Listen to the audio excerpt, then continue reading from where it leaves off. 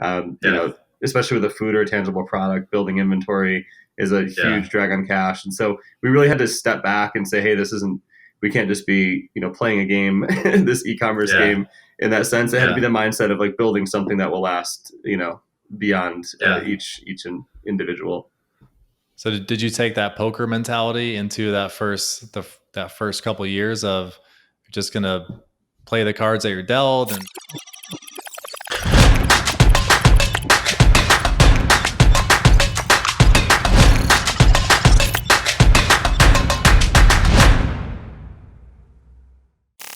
all right, Brian, good to have you on. If you could just do everyone a favor before we jump in, just share a little bit about yourself and Oats Overnight, and let everyone learn a little bit more about yourself and the business. Yeah, thanks for having me on. So I'm Brian Tate. I'm the founder and CEO of Oats Overnight. Started the company in 2016 after looking for healthy options for breakfast and falling short on time. And we've grown the company over the last 5 years, based in Arizona. So we manufacture and fulfill our own product and sell it online at oatsovernight.com. So you guys show the product, the new product you're just showing me, the all-in-one. This guy. So you have that, and then the other version, you have the shaker cup right next to you as well. Yeah, this guy right here. Yep. Nice. Cool. So before we jump into it, just to give set some context for us, and so I think we've started working together back in November 2020, and some of the challenges that you were facing being subscription with Shopify and Recharge, which is pretty common. We've seen is just some general Google Analytics tracking issues. It's just data integrity. So what were some of the challenges that you were facing from the analytics side before we started working together? Yeah, as our business started to grow and becoming more subscription heavy, we found that the tracking wasn't lining up with Google Analytics and our Shopify site. Also, Recharge was giving us poor information. And so cleaning up our Google Tag Manager and getting all the tags correct really helped us consolidate our data into GA. We, of course, shifted that as a single source of truth, which was very important for us to continue scale at that stage. Yeah. And do you use any other, so in terms of managing subscription analytics and just general analytics tools and BI tools, what's your primary type of dashboard or reporting that you're utilizing today? Yeah, so we do use Google Analytics as kind of our primary. We do work with a few other plugins, like Peel is one of them. And there are a few others that we use. What is the name? Retention X is the name. Yeah. So that's a great one too. Yeah. Cool. All right. Let's get into the fun stuff and why hopefully everyone is here watching and listening. So this is a new podcast for us at Elevar. And one of the big things that we're trying to uncover is just some of the milestone and challenges that scaling, what we like to call scaling unicorns, are just some of the biggest and fastest growing brands that we see, some of the challenges and milestones that they're facing. So when you look back at the last 5 years, what is there a particular milestone that stands out for you of it was the first $1 in revenue, $1 million in revenue, MRR total from subscriptions? What's one of those milestones that stands out to you? Yeah, we've building this from scratch. You really see a lot of different shifts in the business. And I think that historically it's been a bunch of us just working really hard, wearing a lot of hats, pretty standard startup story. Everyone's got 3 titles. The biggest one, I think, with the manufacturing and everything all together, was hitting that $10 million in revenue mark at that point. And I hate like abstract things that apply to everything. People are like, oh, we need $10 million. But it truly was a big point for us. It's when structure or the lack thereof started to break down, and we noticed there were a lot of gaps in our processes, both from like manufacturing, across the board really, but primarily with marketing, manufacturing, and internal structure. And so we really put a focus on that around that point. Yeah. So the 0 to 10 million. So were you bootstrapped at that point? Was it all just how many people did you have in the team? What did that process look like, and how long did it take you to get there? Yeah, it took about maybe three and a half years approximately. Yeah. And the team started with just me and a few others. Unique background with poker, and so I had a few friends that were former poker players as well. Oh, nice. And so it was really our head of customer service is a World Series bracelets. Fun fact. But it was great. Like I said, just a bunch of smart people outside of e-com, outside of CPG, hired consultants for the food manufacturing component, and we've Yeah. of course become, I guess, experts in that, given that we've dealt with all the fires for the last 5 years. Yeah. But yeah, it was kind of this constant, constantly adding to process, building Yeah. out structures, but we didn't have an eye for structure. 0 to 10 million, Yeah. it was just like fix the gap, put the extra work in, like plug the leak. Yeah. And when we hit that Yeah. 10 million number, we realized that okay, we need to have a really good eye on our finances. We had to raise some money.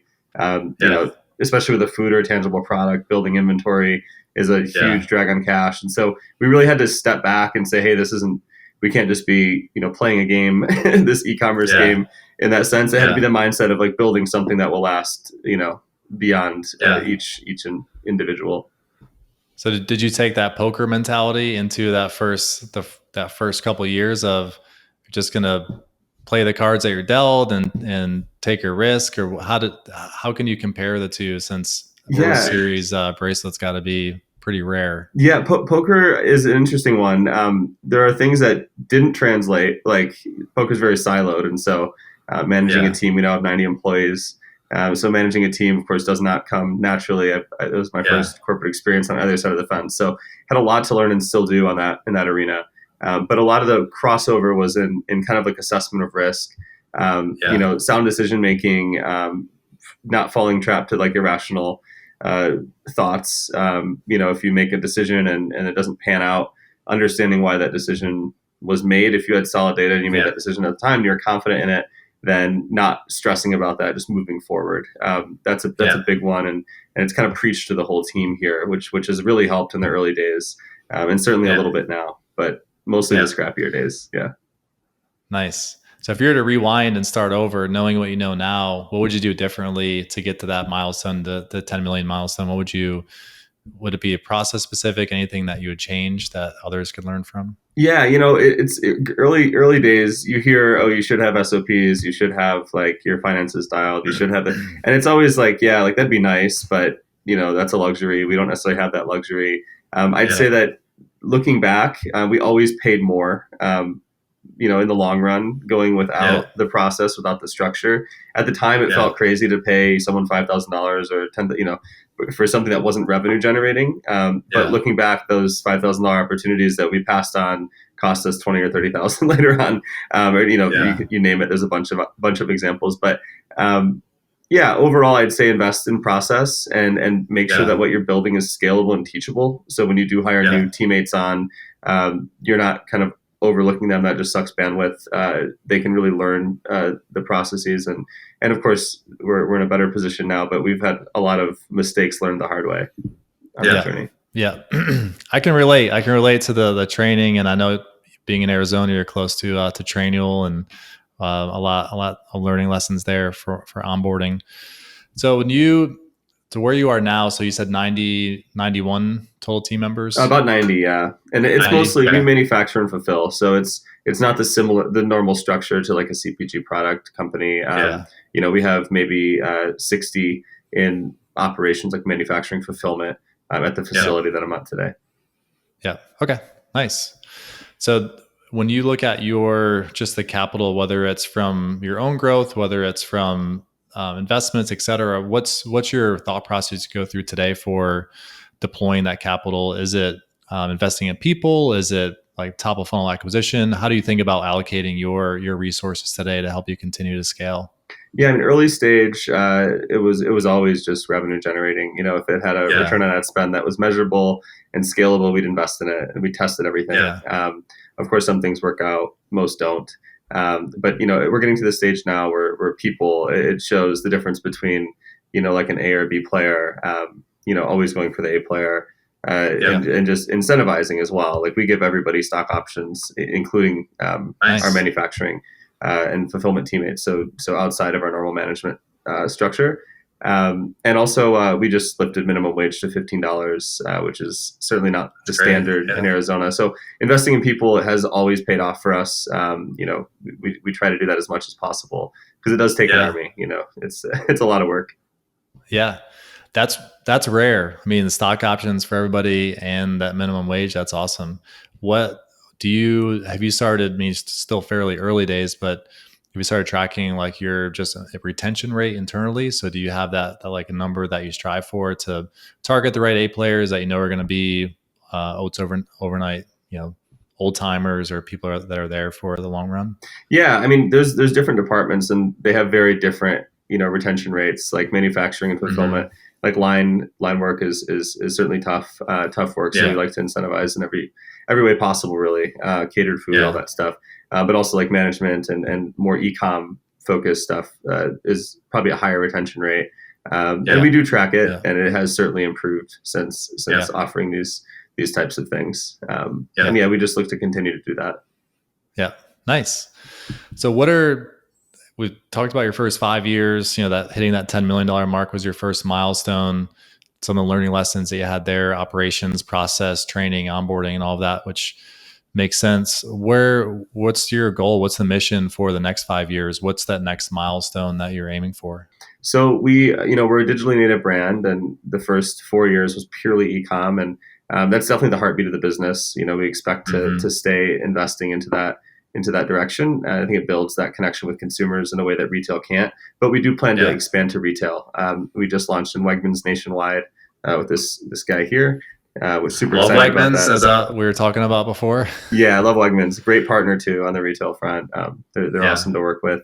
And so so we're just opening up some distribution, looking kind of where to place our next partnerships with chains, and excited to Mm-hmm. see that direction. I think over the next 5 years we're going to be launching a lot more products Yeah. around this space, and really excited to expand those into retail as well as online. Nice. So going back to a few points you made about the early days where you're just hustling and trying to make ends meet. So when you start thinking about these retail partnerships, so are you bringing in other experts? So those that have been there, done that, are you still taking that process of trying to learn it yourselves and get help as needed? What's your approach to that? Yeah, so we definitely learned too much ourselves. I think we rolled up our sleeves a little too much early on. And Yeah. looking back, it's no reason to reinvent the wheel. It's always better to have somebody kind of show you what's Yeah. standard, and then you can change how you guys how your team acts on that standard. But it's good to know the Yeah. baseline to not make silly mistakes. Moving Yeah. forward, with retail, we hired a director of sales who's very talented. His name's Yeah. Jason Wood. He's awesome. And so he's heading that up nationally right now, and we're learning a lot from him. And we've worked with a few other agency partners to help set the stage. Yeah. Yeah. Nice. So mission, continue to expand products and get into retail and see where that takes you for the next couple of years. Yeah, that's it. We're excited. Yeah. I guess what COVID has taught us in the last year or two, it's every year could bring something different. So it's, you got to be nimble and being able to adjust. So with data, obviously it's how we started working together and have really had a focus on the Elevar side with data as our business. Being that a native subscription business, what are some key or unique data points that you leverage? So it's subscription with D2C, obviously it's for us, it's the easy comparison to look at SaaS metrics like churn and MRR growth and all that. But are there any unique KPIs or metrics that others might not use today that would be useful for them in their business? Yeah, so we use all what you mentioned, of course, and all the standard acquisition stuff. One that might not be as common, instead of like an active in month for subscription, we use a reorder rate by cohort, like monthly cohort. And we actually break it down to a gendered weekly cohort analysis, where we know exactly by gender, by week acquired, what percentage of customers are reordering. 1+2+3+, or 2+3+4+. And so we use that because we're constantly changing formula, and we're using feedback from customers. And so we'll make like a sweeping change to our plant-based flavors, and then we'll look at how that impacts reorder rate for those customers acquired post change. So it's a way for us, while having such control over the product, to really track how users are behaving, along with products sold by flavor and how those are trending. Yeah. And so we just have a really good visibility into that, which has helped a ton. Yep. Yep. So are there been any big decisions that you've made off of that metric? So your return order rate by cohort, gender breakdown, like what decisions has that helped drive? Yeah. So we found that an example is we found that our female LTV was much lower than male LTV. like a lot lower, like 40% lower. And we surveyed customers to find out why our protein was high, our serving size was high.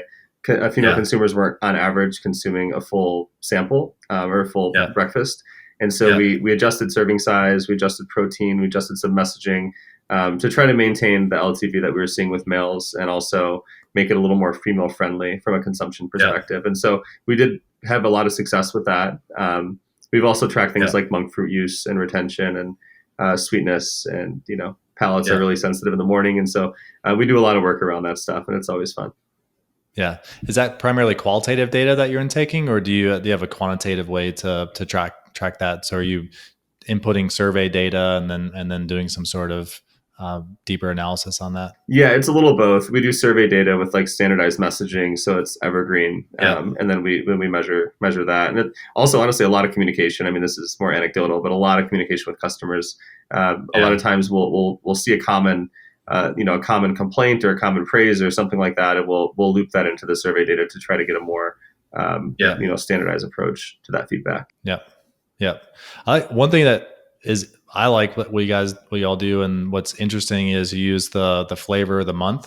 Yeah. So, and on your site, it's a big selling point for you of customers get to have their own input on essentially the flavors that either you might put into rotation or that you might start developing in the future. Can you just speak a little bit of how you've seen that impact the business and just your overall retention rate and customer satisfaction? Absolutely. So our goal at Oats Overnight is definitely transparency. We feel we love to put the people and the process front and center. We'll be doing more of that in the near future. But this program you're speaking to is probably our biggest inflection point in our subscription business. So we offer a free pack of a flavor in development every month for subscribers. Yeah. So it essentially turns our 30,000 subscribers into a focus group, taste testers. Yeah. So they love that, of course, because they get to try products before they're released and weigh in and debate over what's terrible and what's great as they do. And then we also get that data driven decision on launches, and we get to decide what to prioritize, what to tweak, how to tweak it. So it really helps our quality of product. For sure. Yeah. And how did you come up with that concept? Was it similar to, I think, cosmetics, where samples and things like that are very common, where no matter what you buy, you're getting multiple samples with the package? Was that the thought process behind it, or where did that come from, and where did you take some inspiration for it? Yeah, kind of a hybrid. I mean, you're always looking for ways to incentivize subscription, right? Like what can you add into the pack that's low cost, like samples. But the main driver was the fact that we'd launch a flavor, and then we would survey customers, and then we would get feedback, and we might find out that 80% of customers say it's like slightly too sweet, and just like lay out responses there that we could make quick and easy changes. And we realized, why are we surveying after the launch? Like, why don't we just loop our subscribers in pre-launch? It just kind of made a lot of sense. And so now, of course, it feels like a no-brainer. It took us a while to implement, but we're glad we did. It definitely improved retention quite a lot. Churn rate is down, and first time subscription is up for sure. Yeah, nice. I think that's just talking with other founders over the last few weeks. I think that's one thing that seems to be consistent with some of the other brands is, as we forge ahead in the next couple of years, of how to deepen those relationships with your customers, with your subscribers. So you're doing that now. What's like that next step? So what are some other creative ideas that you might have to deepen that relationship, to not only help your business metrics like churn, but just to help your overall customer satisfaction? So when someone sees Oats Overnight at Wegmans, they're immediately like, they're hearing those great thoughts in their head of thinking that's a great brand, great people, great culture. What are some other ideas that you have outside of the beta testing of new flavors that comes out every month? Yeah. So another big one is our customer service team. So we have an in-house customer service team, 10 full-time employees. It's definitely more expensive than outsourcing. We've priced it out. It's quite a lot more expensive, but what we get out of it is we get a lot of enthusiasm around our customer service team. So we have a VIP Facebook group where our customers communicate. They chat all day about Oats Overnight. And our customer service team, all 10 of them, are actually active from their personal Facebook profiles in the group. And so they're literally on a first name basis with customers. Like, someone will say like, Yeah. "Oh, Hayden, he's great. He helped me with my order," and like 10 comments saying, "I love Hayden. He Yeah. added a free Yeah. bottle into my last order." So it's kind of breaking that wall between corporation and consumer. It's Yeah. more people working with other people, and I think that's a really powerful thing. That's unique. So how do you pull people in? Is it based on, do you do like a post purchase where you're looking at number, like order volume? Is it invite only? How do you build that group up? Yeah, so it's a private group. We started about a year ago, and it's been kind of organically growing. It's around 3,200 people now, but Hmm. really engaged. I mean, there's like 30 posts a day, just about what's overnight. It's pretty wild. And so Nice. we have it in a flow. So it's post purchase. They'll get entered, just get an invite basically to that group. It is Yeah. private, so we have to accept it. But it's been powerful. There's been so many inside jokes in the group. Someone was demanding a carrot cake flavor in development every single day. And so we actually, like, before we launched it as a flavor in development, we had a few different samples, like an R&D sample, option A, option B, and we filmed it and tagged him, like at Justin, his last name, we need your help on Yeah. this one. And we posted it. And of course, people just love that, Yeah. visibility. I'm in there commenting as my personal profile. A lot of other, teammates are doing the same along with the customer service team. So, having that full access to the people behind the team, again, I think is really powerful. Yeah, that's awesome. That's building your community from the ground up. Are you planning on expanding that, or just let it or grow organically like it's been for the last year? Yeah, we've always had, or it's kind of interesting. We have a lot of thoughts around it, and I think we're just letting it happen organically right now. I think that's usually the Hmm. best thing. It feels it's really legitimate, and I think pushing too fast might hurt engagement. We're still kind Yeah. of toying with the options, but short answer is organic. Yeah, nice. So, last couple of questions here. So, when you think about the future of e-commerce, and maybe not necessarily about your business, where do you see the next couple of years? What are some big macro trends that others might not be thinking about, that you and the perspective that you have, that could be a big shift in the industry? Yeah, well, I mean, the biggest one is, I'm sure, is on your radar and everybody is iOS 14. Hmm. I think it's at like 16% adoption right now. The last number I saw for Yeah. uploads or for updates, and we're seeing performance impact in a few different unique ways, and it's really going to change the advertising landscape. I think we've already started to move more toward affiliate, influencer, even more heavily than we were before. And so we're just Yeah. exploring other channels. Good timing for retail activation, certainly. But we're still bullish in e-com. I think, the other side of that trend is more people are shopping online, especially Yeah. coming out of COVID.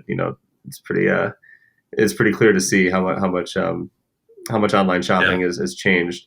But I think longer term, I don't know. It's interesting. Talking to a friend about more curated storefronts, like the Thrive Market type model for more niche Yeah. groups, Yeah. less attention grabbing for single stores, and more curations based on different personas or interests. I think we'll see Yeah. more of that over the next 5 years. Yeah. So how would you relate that back to food and bev? So how would you translate that in what you all offer and or potentially might offer in the future? Yeah, the way we're approaching it is we're going to be looking to offer more than just a single product. So we're going to likely expand our product roadmap and offer more. So Hmm. I can't speak to it necessarily right now, but Yeah. a few Yeah. different things. Cut the video. Cut the Yeah, video. yeah, no, a few different things that are launching soon, and a few more down the road, like longer term launches. And the Yeah. idea is going to be that they can come there not just to get that one product or that one subscription, but it can kind of take Yeah. a few different things off their shopping list, and I think that'll be pretty Yeah. powerful for food and bev moving forward. Yeah. Subscriptions, are you still very, very bullish on subscription and just the general subscription economy? I am, yes. I mean, we saw a massive inflection when we switched and started prioritizing subscription, especially with this program. I think especially when you're building that relationship and the way that we're looking to or trying to, it's really big. That Yeah. that they see the charge on their card every month, and they're not so upset about it if they see the personality behind the brand. I think it's Yeah. an impact. Yeah. Nice. So last question, not necessarily business specific, but it's a good question I like to ask myself too. Is I think the background that you explained in the beginning of getting into D2C and just massively, growing the brand over the last 5 years. Who did you have to become? What were some changes that you had to make personally to say, all right, here's my goal, here's my mission, here's how I'm going to get there? What were some things that you had to do, or maybe what's different about you today that maybe 5 or 6 years ago wasn't a part of Brian? Well, it's a loaded question, and there's a lot different about me today. I think poker was an interesting. I played for 12 years, and it was basically just like show up, do the same thing every day. It was nonstop work off the table and like talking game theory and all that, and it was an amazing experience. But it was very like internal and siloed, like I said. Needing to build a team, and building a team with a bunch of other people, some like-minded, some not. If your team's any good, you'll have a range of personalities and opinions. I think learning how to work with people in a much more intimate way, it's tough, and there's a lot to learn, and there's a lot of good, better, best type strategies, and I think you can always get better. And so, I think like beyond that, which is probably the biggest one. Beyond that, it was my own struggles with occasional anxiety and different things that I've dealt with. It's the stuff's tough, and it's being a founder is definitely lonely at times. And fortunately, I have a great group of friends now that all our founders are CEOs of other companies, and I've kind of built that little network out of necessity. Really, it's almost like a little therapy group because everyone deals with the same struggles, and it's tough to do it alone. And so so I'd say it's some of the biggest changes have been internal, just more gratitude, a little more living in the moment. That's a great one. And just really focusing on that mental health. It's important. Yeah. Great advice. Couldn't agree with all of that more. Gratitude, focusing on yourself, building a peer network. Those are all solid tips. So this was great. Great to learn a little bit more about you and the company. And I know this brought some great insights to others listening. So Brian, thanks for jumping on, and look forward to talking and seeing you in Wegmans. If I can ever get back to Wegmans, hopefully soon enough when we get down to Charleston. Yeah, we'd love to see that. And thanks, Brad. Appreciate you having me. All right. Cheers. Cheers.